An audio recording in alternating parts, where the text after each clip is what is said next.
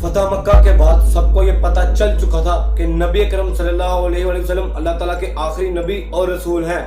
और फिर ये इस्लामिक एम्पायर पूरे अरब में फैलने लगी। अब मुसलमानों को अरब में कोई खतरा ना था, मगर अरब के बाहर रोमन एम्पायर बहुत खतरनाक थी।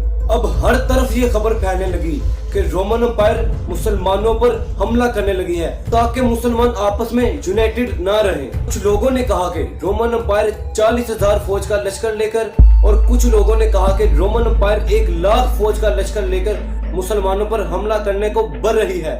फिर मुसलमान हर तरफ से अलर्ट रहने लगे और हिजरत के 9 साल बाद हजरत मोहम्मद सल्लल्लाहु अलैहि वसल्लम ने मुसलमानों की एक फौज जमा करनी शुरू कर दी और कहा कि जो शख्स इस फौज में शामिल ना होगा वो मुसलमान नहीं काफिर कहलाएगा।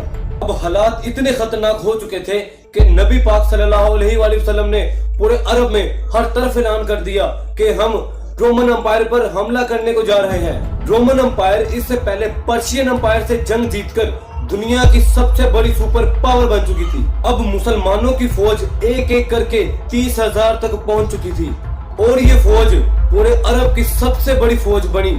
और इस फौज को संभालना कोई आसान काम न था। ये जंग सख्त गर्मी में लड़ी जानी थी। फिर सब मुसलमान मिलकर इस फौज के लिए अपनी ताकत के मुताबिक फंड इकट्ठा करने लगे। बहुत सारे सहाबा ने अपनी पूरी हिम्मत लगाकर कुछ माले गनीमत इकट्ठा किया। हजरत अबू बकर सिद्दीक रज़ियल्लाहु ताला अन्हा ने अपने घर का सारा सामान ले आए और हजरत उस्मान गनी रज़ियल्लाहु ताला अन्हा ने बहुत सारे ऊंट, घोड़े और दिनार पेश किए। एक सहाबी ने सारी रात मेहनत करके कुछ खजूरें कमाई और वो भी नबी अकरम सल्लल्लाहु अलैहि वसल्लम के पास पेश कर दी। और हजरत उमर रज़ियल्लाहु ताला अन्हा ने भी अपने मालो गनीमत का आधा हिस्सा नबी अकरम सल्लल्लाहु अलैहि वसल्लम के पास पेश कर दिया।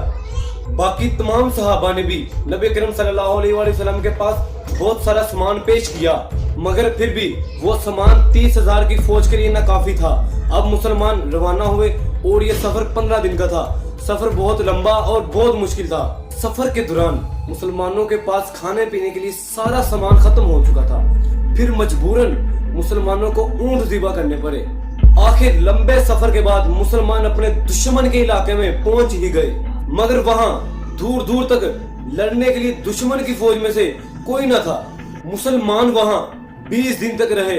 शदीद इंतजार के बाद मुसलमानों ने वापसी का रुख किया, मगर इस सब में मुसलमानों का एक फायदा हुआ, जो ये कि पूरे अरब में मुसलमानों का रोब और दबदबा और ज्यादा बढ़ गया। कुछ लोगों ने कहा कि रोम की फौज मुसलमानों के डर से मैदान जंग में आई ही ना थी, और कुछ लोगों ने कहा कि रोम की फौज मैदान जंग में आई तो थी मगर मुसलमानों के डर से इधर उधर बिखर गई और मुसलमान बगैर जंग लड़े ही जीत गए। Thanks for watching this video.